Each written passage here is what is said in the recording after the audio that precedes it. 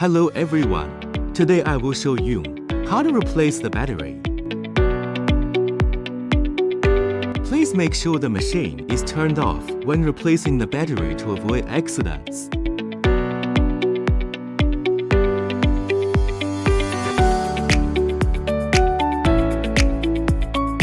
Press to remove old battery.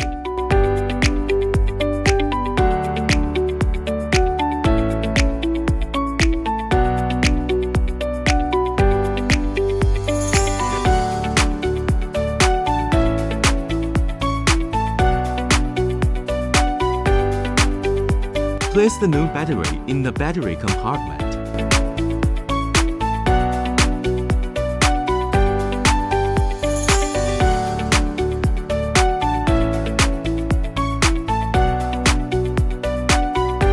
Power on test to check if the battery is working properly.